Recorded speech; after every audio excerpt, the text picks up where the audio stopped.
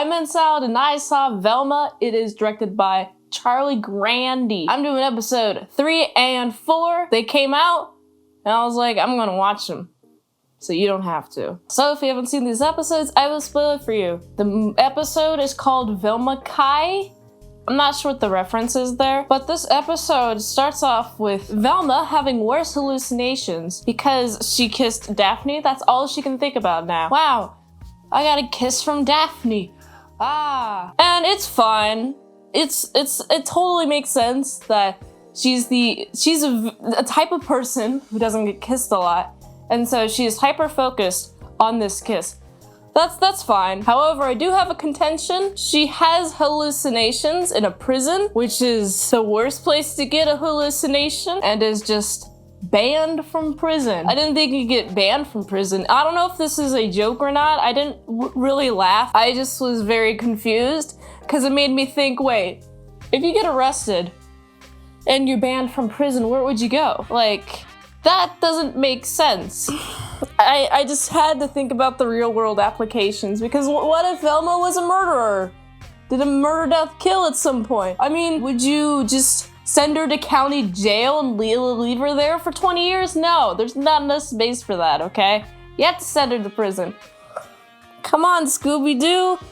You're taking the mystery out and putting the questions in. Me having to ask so many questions why that is, and not the good kind. Speaking of good kind, there's a women's self-defense team training thing / tournament that occurs at the school, which is like, honestly, I would have liked a self-defense training class at my public high school, but no, you have to go to martial arts for that. And that's like $200 a month. Wow, that's crazy.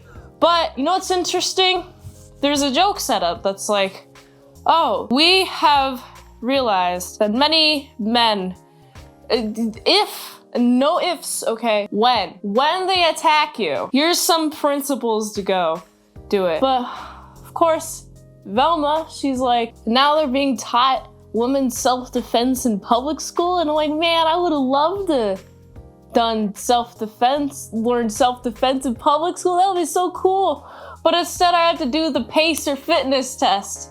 It's supposed to be an overwhelming cut. And I had to run the 1.6 in the mile, and I had to do flag football, which was fun, but not as fun as discus, but that was only a track that was an extracurricular thing. Hot diggity dang. So of course, there's the tournament for this women's defense tournament. It's supposed to be a bunch of women to see who's the least vulnerable woman. And there's a little joke that I did laugh at. There's a huge banner with like an entirely long title and a woman like hand cramps. I'm like, oh man, that's a funny joke. I laughed at that. But then it's, oh, we gotta see who's the least vulnerable. And there's a lot of, oh, we're gonna fight against other women. Pew, pew, pew. And it's Daphne versus Velma at the end, but then they both excuse themselves to the bathroom. And here's the actually interesting part of this show. We see Daphne and Velma talking about their relationship, trying to talk about their feelings. Obviously, Velma's really closed off, and so she's gonna be like, no, I don't actually like you. And obviously, Daphne's like really mad, and so she's gonna get really aggressive. And this is shown in the fact that she does a kick while she's like wrestling self-defensing Velma, which is like, oh, this is really interesting. I actually kind of want to see the relationship more. So of course they do a little battling and they go talk in the bathroom again, and they're actually open about their feelings. I'm like, just be open about your feelings in the first place, please. That made things a little bit less complicated. But of course, Daphne's like, yeah, I don't know. She's confused as well as Velma about their feelings towards each other. But because Daphne is popular, there's a social status quo that she has to uphold, which is an interesting take. It's an interesting lesbian lesbian to explore, because it's like, oh, what if this was not allowed by social norms, just because of popularity? That I'm kind of interested to see where this goes, but then it's kind of defeated. Well, I guess the point is kind of immediately halted with like a joke. And I am not a big fan of forced jokes. I'm like, okay, I see where this is going. Okay, stop with the forced joke, please. Like, there's this one joke while they're battling something about election 2016, and I was like, okay, fine, just stop. That was a while ago. So this ain't 2016 no longer. Please go in the future. Live here. Well, I guess live here. Please do that. So anyways, so there's the cops. What are the cops doing here? Well, they're here to supervise. But I also want to mention there's a side plot with Norville. Norville is a guy. He's shaggy. Shaggy, not really, actually. But I really like the fact that his father is a therapist. He's the school therapist. He's given a cardigan. Cardigan is interesting because he's given the power of the cardigan while being told the cardigan is being used to disarm people. Some sort of meta commentary on therapy, I guess. But yeah, he gives Norville the cardigan, and then cardigan is put on by Norville, and then he just glows. And I'm like, this is interesting. I can't quite place it, but I think I've seen this somewhere. If you want to help me out, please leave a comment in the comments below. But anyway, so Norville, being a therapist, goes to prison to pick Fred's brain to try to get Velma's love. And I'm like, Velma doesn't like you, Norville. Well, not so much doesn't like you as she's using you, thinks every time you confess your feelings to her is a joke. I'm like, chill. Come on. Velma is so mean. You gotta stop liking her, dude. For your own sake. Goes to talk to Fred. Apparently putting on this therapist jacket makes them like tell you about their feelings, which is all right. But like people snap in and out of it. So I'm curious about how long these coat properties work, the cardigan properties work, like how long it takes. Like, before you have to like do another action, like buttoning up a button or unbuttoning a button, or maybe you have to like take it off and put it back on again if the cardigan stops working at any point. But now, yeah, we gotta flush Fred's brain out, and of course a bunch of prisoners are like, oh, I need a therapist. Norville's? He says yes. Doesn't go to his obligation, but instead a bunch of prisoners escape.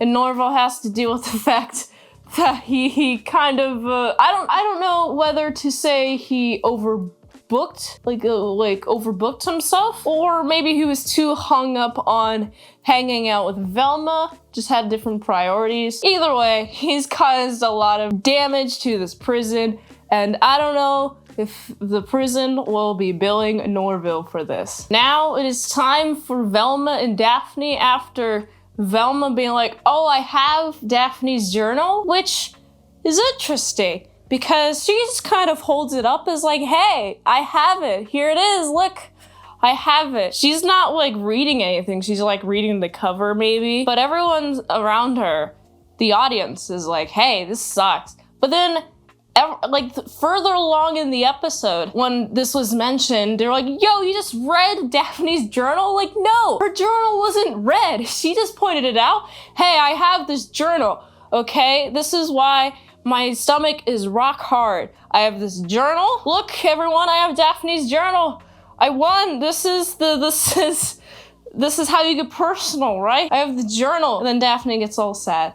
But come on, show. You had a part where she did not read the journal and then say in dialogue later that she read the journal. Who is trying to gaslight me? Is it the character? Because Daphne's telling this story to Norville, like, oh, what happened? And oh, she shared all of my details.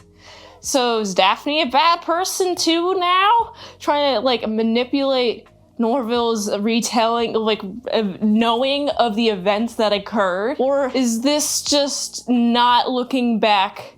Is this a continuity error? I don't know.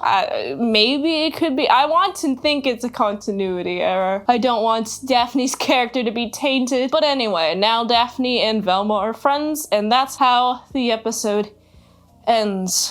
What a doozy. I went into this thinking, oh, you know, I might enjoy this. Maybe the first 2 episodes were a flop, but maybe the next 2 episodes won't be so much as a flop. And honestly, there is some direction in the story, but no, it felt like there is some overarching plot, right? But there's like, underneath this overarching plot, there's just a bunch of random stuff that's happening, and a bunch of the dialogue isn't necessarily trying to gain information on how to solve this mystery. Because every time that Velma is like, oh, I'm gonna solve a mystery, she has to have some hallucinations that still are here. And I feel kind of bad for her, honestly. But that's enough about that. Let's go on to episode 4. Episode 4 is called Velma Makes a List, but does she check it twice? Saying a Christmas episode. Basically, Fred is coming out of prison.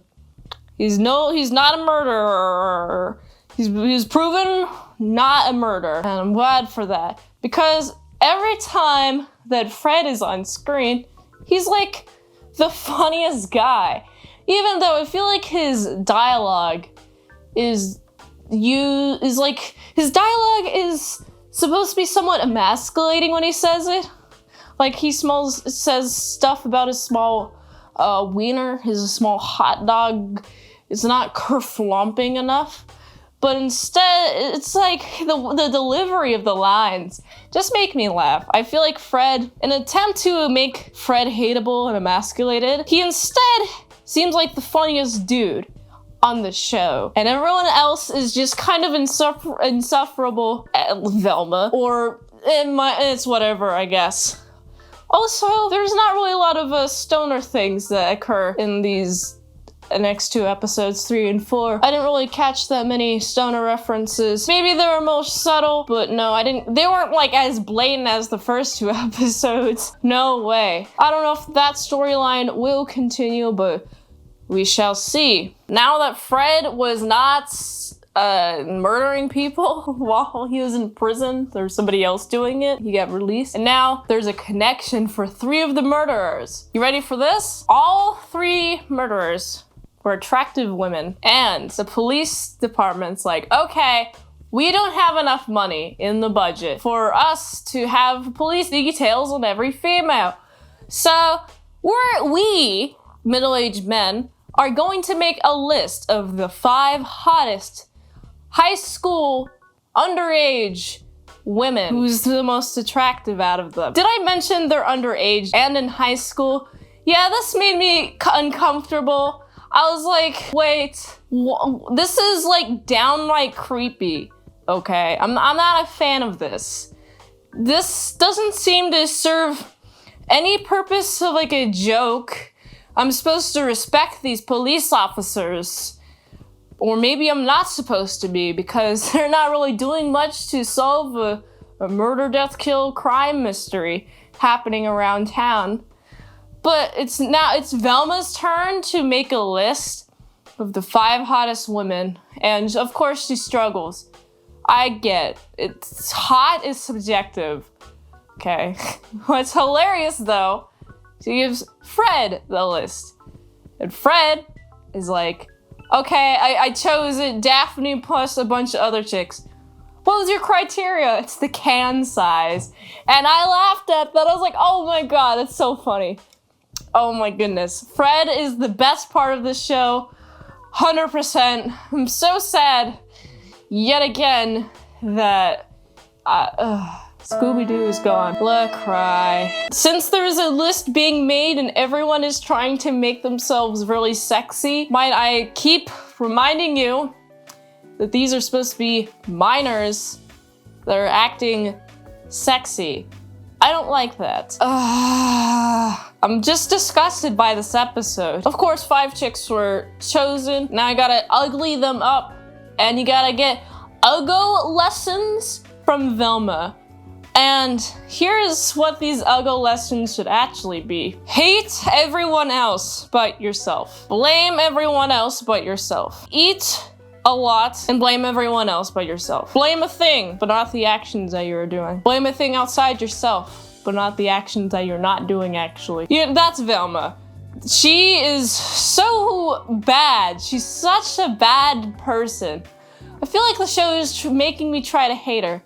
But I digress. Now it is time for Velma to make all of these women not good looking.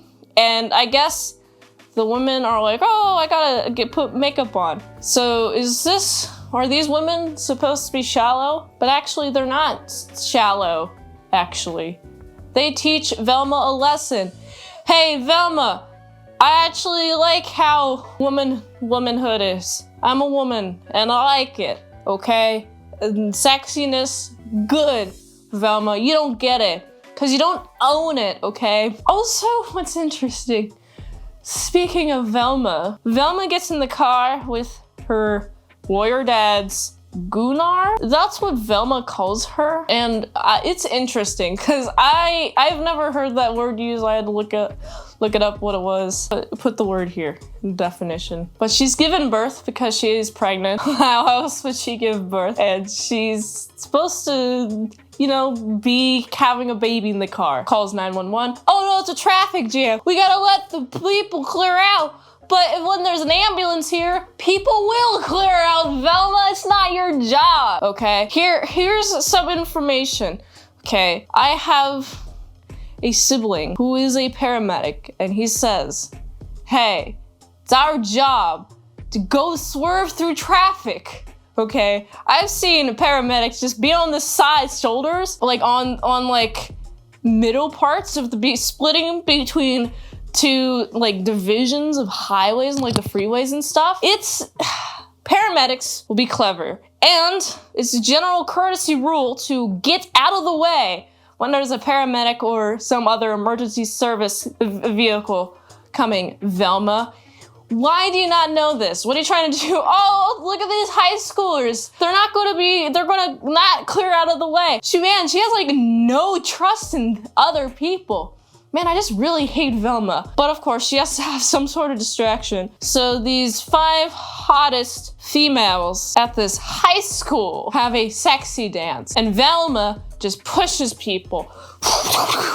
Get out of the way, get out of the way, get out, no, you're not supposed to be here. While Velma is being aggressive, Fred being given a book about females, a female book, forget what it's called. Fred reads it and is like, oh my goodness, I appreciate inner beauty. And it's like, you can do that by reading a book, not by some fundamental distrust of women that comes from childhood, generally speaking, that is deeply ingrained, that you can't just fix by reading a book. Fred, is he a character? I'm not sure. But he's like, oh my goodness, Velma has inner beauty. No, she doesn't. She's literally the worst person, okay? She is a bitter grape. That's what she is. A sour apple. Ooh, yeah, she's a sour apple, but she's super tart. So tart you can't even eat her. No one wants to eat her. She's just full of fat. Too fat, Velma. Lose some weight. Hit the treadmill. Okay, Velma. But no, she would rather complain, especially when Velma is at her house and Fred appears and is like, whoa, hey, Velma, I love you. And Fred is like, yeah, I'm being vulnerable and whatnot, Velma. It's like, I'm gonna think some mean things. Oh, he's so douchey. He's problematic. No, I don't like you. And then like shuts him out. I'm like, Velma, you didn't even give him a chance. This is the first time you've, been offered this and you're just gonna like deny it on the first time. You liked him. It was even made a point that you liked him. But now that it comes to you, you don't even like him? Who are you supposed to be with, Velma? Why do you suck so much? Why do I hate you? Also, Norville is sad that Velma does not like him. So Norville meets another chick. And I'm like, Norville, you go get him. I'm so excited for you. Okay, I'm so glad for you be not talking to Velma. And that's how that episode ends. God, man. Jeez, these episodes felt like a combination of Simpsons and Family Guy, but not done well. Family Guy specifically because there's a lot of cutaways that weren't specifically in the first 2 episodes. It just kind of like started happening. And I'm not sure why. Oh man, I just don't like Velma. Velma is not a nice person. I don't know why I'm rooting for her. She seems to have like the worst attitude when it comes to a lot of things. And it's just sad, honestly. She does isolate herself. Understandable. But that's how you become a social outcast, and her mindset reflects how people treat her. She does not trust people, and people can just see that. People can see that you don't trust them or like them, especially like teenagers. So that's not good. Velma, if you want to make friends, you gotta be open to friendship. But it's interesting that Velma and Daphne have some sort of friendship, but Velma clearly wants it to go further, and Daphne's not interested. That is interesting. That's the most interesting thing out of these arcs is Velma's and Daphne's relationship. I'd like to see it go further. I'm excited to see what happens with Norville and the chick that he saw and is talking to. And I'm like, man, this is great. All right, let's see what happens. Velma being mean and abruptly ending the episode with the Fred denial. Man, I was not expecting that. I was like, wait, the episode's over? I did not feel like resolved at all. I just feel like there is the umbrella of a storyline, and then like some things, some like jokes that for whatever reason are in there. Some jokes that I want to be told, but jokes is like a very loose definition. But yeah, we're gonna have some jokes. We gotta loosely connect them to the overarching plot. But it's like, what? Is Velma a paper boat now? Are all these characters paper boats to the whims of the plot? That's a bad story. Oh, you want the characters to drive the plot. Oh my goodness gracious, this is just bad. I don't like how bad it is. It feels so bad that I feel like it has to be intentional somehow. Intentionally bad. Maybe there's something I'm not getting. I don't know. I just don't like it. It's not Scooby-Doo. There's some like murder sort of solving, but it's just there's a lot of uncomfortableness in between the plot that's actually happening. And I just would like the episode to be all about Velma being like, oh, well, I gotta talk to this guy and I'm dealing with hallucinations, right? You can make, the plot about that. Exclusively about that. Talking to Daphne and being like, oh, well, lost Kindle friendship. Dealing with some things, though. But, like, she's just straight up rude the entire time. Makes me not like her. I feel like if Velma was not so unlikable, then this could kind of work if it was, like, written better. An interesting concept. I think I have a prediction about the end of the series that the Scooby Gang minus Scooby will reunite. So I'm curious as to see what happens. Now for my final rating. So for episode 3, I gotta give it a solid 3. And for episode 4, I gotta give it a solid, 1.9. No, Fred is good. Fred is the entirety of the 1.9. Everything else just made me uncomfortable. Fred really saves the show for me. The animation, it's fine. I did pause on a couple of frames that was looking at Fred, and I was like, wait, hold on, that arm is drawn wrong. There's the arm is just floating, and instead of the arm being connected to connected directly to the arm, it's just a little oval thing, and then it's an arm midway up the circle. It's but the edges are supposed to touch. They're supposed to touch. Anatomy. I don't know if they were being very fast with the animation. I don't know what the animation process was. If you have any notes, please tell me. But otherwise, that was Velma 3 and 4, and I'm gonna do Velma 5 and 6 when they come out as well. So if you like this review, please like, comment, subscribe, or share this video with everyone you know, and let me know what you thought of the video in the comments below. The ultimate goal of the channel is for me to become an expert movie reviewer, so if I haven't reviewed it on the channel, there's a chance I haven't even seen it at all. If you'd like to request a movie in the comments below, you can do that, or you can fast track a movie request.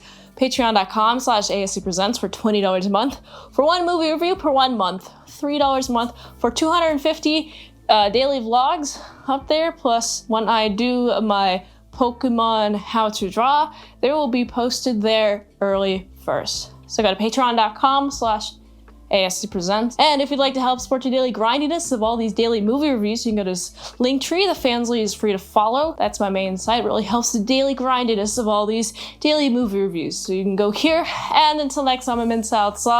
See you later, my side crits on bacon bits.